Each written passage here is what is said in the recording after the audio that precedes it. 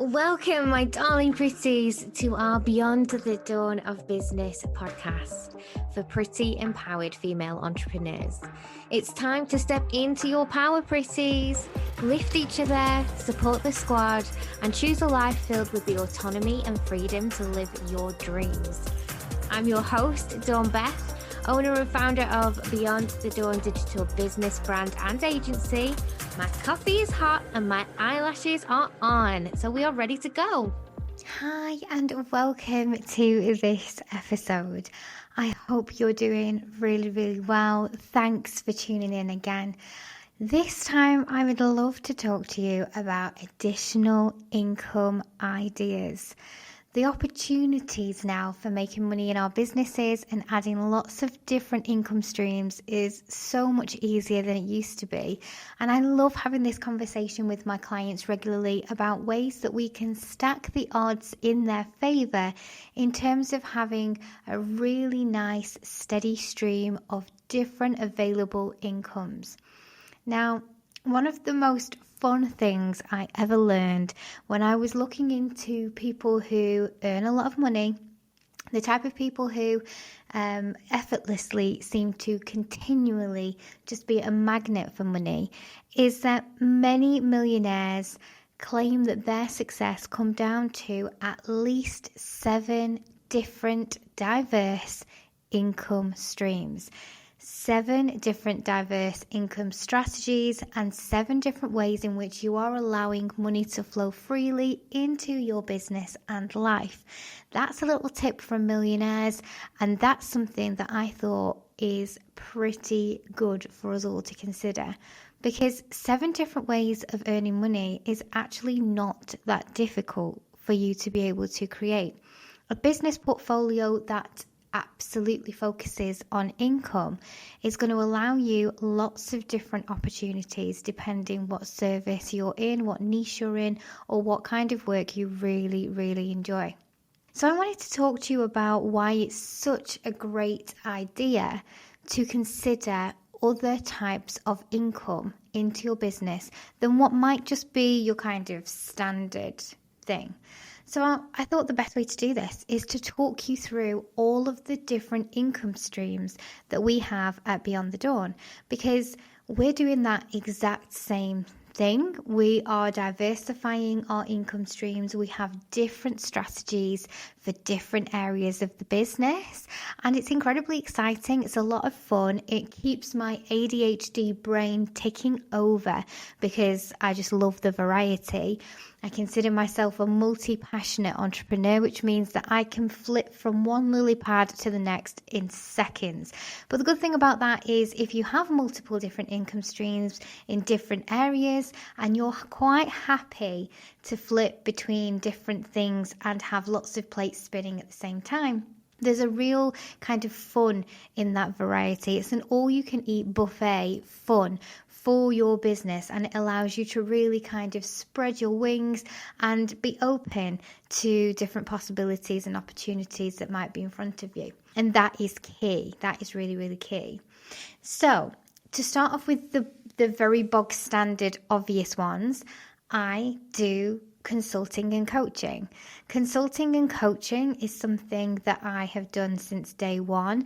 I must admit, when I first started the business and I had my original print business and design business at the very beginning, and I was doing my social media and marketing as a white label thing kind of in the background, behind the curtain in secret, I didn't realize that a lot of the time I was coaching and consulting those clients because it was a natural thing for me at that point to educate and elevate somebody's understanding of marketing, to give them an understanding about how people have different buying behaviors, how different niches and different ideal clients behave differently depending on what their needs are. And, this was very natural for me. So I kind of fell into that. That's one of the first things that I ever did. But that is one part of our income stream, is me actually consulting, it's me coaching, it's me taking the time. Now that can take multiple different forms, okay? So even that in itself, you can split down even further. because I obviously do one-to-ones, not very often now, I must admit. My one-to-one offerings, they sell out very quickly. There's a wait list. It's very, very difficult for me to continue because it is time sensitive. So, we don't have a lot of those now, but I do still do them. Sometimes I do them in the capacity of like a monthly meeting. Sometimes I'll do them in the capacity of like a retainer. So you can have me on retainer like in your email box or by voice notes. Or I might do regular VIP days, like one a quarter, where we get together for the day and we have a whole day together. There's lots of different forms that part takes. So even, within a rabbit hole, there's a rabbit hole, there's a rabbit hole. It's a bit of a Russian doll situation. But then alongside that, we have our entire graphic design arm, which I'd love to tell you that I've stepped out of that completely, but I can't. I absolutely love it. I love drawing on my iPad, doodling, making random things. I love creating for clients, although again, I don't do all of it myself anymore. I have a full graphic design arm to the business. But again, that takes lots of different forms. So like we design for logos, we design full branding, we will help with social media campaigns, we're designing video templates, we're editing video now, we're doing short form video for reels. There's all sorts of different arenas that we do for that. Then we also have social media management, which is another arm to our business. It's where we create strategy based on your needs, based on your ideal clients, and most importantly, based on the data that we collect from our market research. And then we don't just create designs, we don't just create captions, we don't just find the correct hashtags or whatever. We actually manage the account. We chat to your people. We're constantly updating things. We're keeping on top of it on your behalf. We're managing it fully so that you can step away. We also have an arm of amazing VAs, both standard VAs, and I mean that lovingly, but standard VAs that help with the day-to-day running, the admin, the support. And then we have a bunch of tech VAs who also will help with website building and funnel building and course and membership setup and all sorts of wonderful things when it comes to the tech and the business systems in your business. So that's another kind of arena. And again, I can do all of that myself. I've taught myself, I've learned, and then we've gone and done qualifications and got ourselves a good level, but then built up the team as well. I'm a great believer that I don't ask my team to do anything that I wouldn't be willing to do myself or that I couldn't do myself. But as I get further and further into this business journey, the more I am recognizing myself, relying on my team and being able to feel totally comfortable delegating and not stepping fully away. I'm always there in case they need me. But at the same time, I'm totally comfortable with them handling it because they're wonderful. And, it's taken a fair few years for me to get to the point where I've cultivated a team that I so wholeheartedly trust that I can do that. And that's a beautiful thing as well.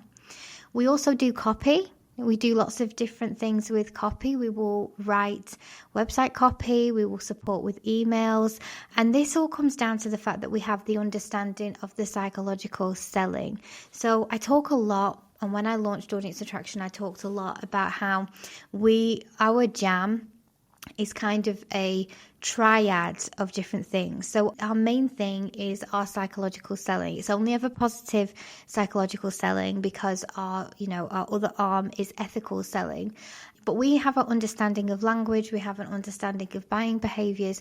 We really do not let anything when it comes to conversion pass us by. Like we know what works. We know what can tip somebody over the edge of making that decision. And again, it's never a trick. It's never anything that they're not consciously aware of. It's always something that allows the empowerment of your customer, but allows them to be in the state of a joyful purchase when they buy from you, which is the best way to be. Obviously, there's lots of people out there that will try to teach you tricks and ways of kind of like not fooling people, but definitely trying to low level manipulate people. And we don't do that. We're quite open. We allow for that ethical selling. We allow people to walk through the door of possibility and then to feel good about purchasing something and leaving them better than we found them. And then, of course, the other side of that is the theory of aesthetics, which comes into the design side, which again is also part of the psychological, what humans do, what our behaviors are online and what our buying behaviors are, and what makes us want to purchase and what makes a joyful purchase and what makes us satisfied, and all of that really good stuff. So the wonderful thing about that is that again, just doing a bit of copy, and I know I'm making it sound really flippant, because if it's something that you haven't done before or you don't understand, it's not easy to do. Like, we're aware of that. But for us, it's something that we do day in, day out. It's very, very easy for us. And we really enjoy it. Like, it's a complete passion. So it's very easy, again, to kind of jump to that lily pad and do a little bit of work in that arena. So alongside all of those different things, and there are loads of things that we do, like literally loads, because we also do strategy, we build digital products for people, we create products that you can buy from us that you can just put into your branding and then sell to your clients. We have a full buy digital suite, we have a template shop, we have courses, we have memberships, I have masterminds, I have collaborative masterminds, everything that you can think of. So you're probably listening to this now and thinking, well, this is already hit 7 or more, right? And you're probably right. But that's not it. We also have a subscription membership where we create drop ship merch stores for our clients, where we design the products and we partner with an amazing drop shipping agency, and we manage people's Etsy stores so that they can be selling merch for their business, in their branding, whatever really floats their boat, to their people. And for them, because we're managing it and we're designing it, it is nearly entirely passive, which is really fun for me, because it's an opportunity for us to just take the stress, take the worry away from something that can be really, really good for our clients to get out there and for people to be able to purchase their stuff, which again, it helps for brand awareness. It can be used as a funnel. There's so many amazing benefits of having a merch store. But then on top of that, we affiliate. So the products that we use, we have signed up to partner with. We are sometimes paid to create social media content. Sometimes we are given thank yous for referrals. Sometimes we're paid cash for referrals. I mean, it's endless.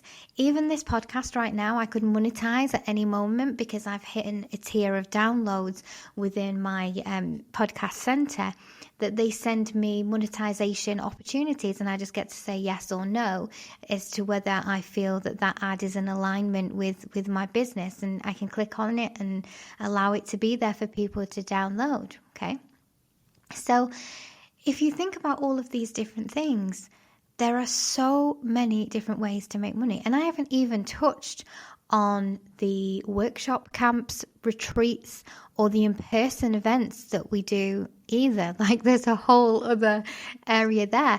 I've been paid to speak before. I very rarely speak in public, but I have been paid to speak at an event before. And that's just a personal choice. Like, I quite enjoy speaking when I'm in the mood, but again, like, it has to be the right thing. It has to be the right vibe, and I have to be in the mood, and it has to be the right event. But I have done it. And all of these different arenas, I've even been paid for voiceover work. I've been paid to present other people's courses and stuff. I have written a course that I sold. I've written a course that I don't even teach. I literally sold the course to somebody else. If you can imagine, the opportunities for extra income are endless, depending on your comfort level, your skill set, and your passion.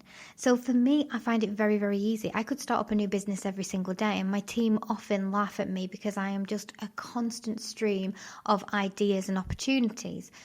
But at the end of the day, like, that's just who I am. I see opportunities and things. I get excited about new products. I love bringing new stuff out. I love launching. I love working with people. I love seeing the results of the work that we've done together. And it's very easy for me to include new income streams all over the place. Corporate stuff would be another income stream. Email marketing, doing that and having like a setup for that would also be another stream. It's endless. It's absolutely endless. Now, luckily, because we as an agency are exposed to so many different methodologies, we're exposed to that many different niches because of the clients that we help with their social media. We have a really good bird's eye view of industry kind of standards all over the place, which is a really, really privileged place to be. And I never, ever take it for granted. But because of this, we can recognize trends, which is so good from a business perspective because it allows us to kind of be able to jump on something that's working very, very quickly. If there's something that we can offer, if we see a gap in the market, it's not difficult for us to have a bash and go for it. And the one thing I never, ever do is I never kick myself for trying something.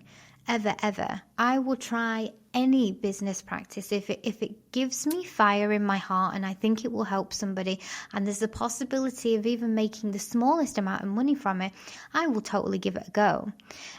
Is it something that can work? Is it something we can scale? Is it something of value to our people?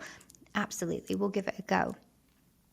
If something doesn't work, I don't beat myself up about it. That's totally fine. Thus far, there's been very little that hasn't worked. But, I mean, it's good to try. And I think sometimes we put ourselves in a bit of a block mentality where we don't try. We are worried about what would happen. We're not too sure if we could continue with something without having the opportunity to really see it through. But you do have to just test things out, like test the water and see what happens. So it's very easy for me to sit here and reel off lots of different things, and I'm sure that I've forgotten something that we have in our kind of remit for additional income.